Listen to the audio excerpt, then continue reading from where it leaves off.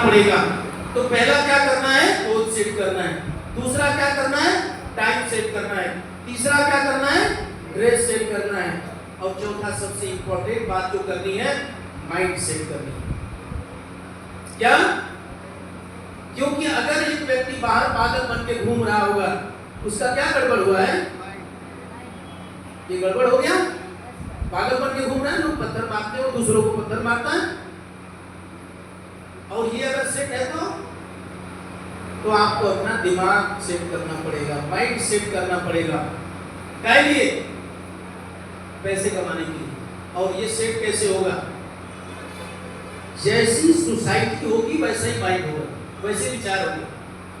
आप अच्छी सोसाइटी के बीच रहने का प्रयास करेंगे, पैसे कमाने वालों की सोसाइटी में रहने का प्रयास करेंगे, ज्यादातर उनकी सुनने का प्रयास करेंगे, तो आपका माइंड भी वैसे ही सेट होगा। लेकिन ज्यादातर ऐसे लोगों के बीच में आप अपना समय बिताएंगे। अब ऐसे ही आप बता लीजिए कि 10,000 रुपए कमाने वाला क्या 1 लाख रुपए कमाने का रास्ता बता सकता है? और उसके पास होता तो खुद नहीं कमाता। लेकिन अगर लाख रुपए कमाना है तो आपको वैसे व्यक्ति के पास रहना पड़ेगा जो लाख रुपए कमा रहा है। कोई ऐसा व्यक्ति है जिसकी 10 लोगों से नहीं पड़ती है, 10 लोगों से उसके झगड़े हो जाते हैं, उसका एक भी कोई दोस्त नहीं है। हम उसके साथ रह करके क्या दोस्त बनाना सीख पाएंगे? लेकिन कोई ऐसा व्यक्ति है जिसके 2-4-500 दोस्त हैं, किसी से झगड़ा नहीं होता, सब कोई उस पे जान छिड़कता है, उसके साथ रह करके आप क्या सीखेंगे? दोस्त बनाना सीख पाएंगे। अच्छा, दोस्त बनाना अच्छी बात है, बुरा बात है? और दुश्मन बनाना, तो हम क्या सीखें? अच्छी बात या खराब बात? हम कैसे आदमी के साथ रहें, अच्छे आदमी या खराब आदमी के साथ?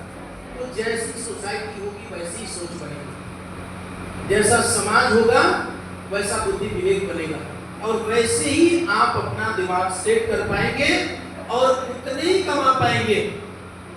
किसी व्यक्ति के विषय में जानना है ना कि इसकी कमाई कितनी होगी, आपको उससे पूछने की जरूरत नहीं है।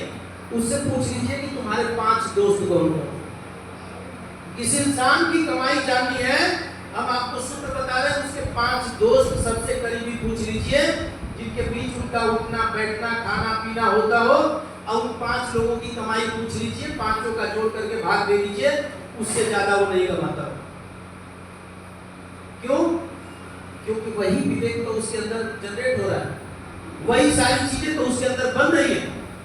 वो जो सिखा रहे वही वो सीख रहा है, वही जैसे वो कर रहे हैं वैसे वो भी कर रहे हैं। तो हम जब तक अपनी सोसाइटी चेंज नहीं करेंगे तब तक माइंड सेट नहीं हो सकता। और अगर ये चारों सेट आप नहीं कर पाएंगे तो कभी भी एक शानदार लाइफ सेट नहीं हो सकता। अगर शानदार लाइफ सेट करनी है तो आज यहां से निकलने के बाद कसम खा के जानी पड़ेगी कि हम अपनी सोसाइटी में ऐसे लोगों को जगह ही नहीं देते जो हमारे सपनों को तोड़ते हैं, जो हमारे शिकवे शिकायत करते हैं, जो पीठ पीछे हमारे को कमजोर दिखाने का प्रयास करते हैं।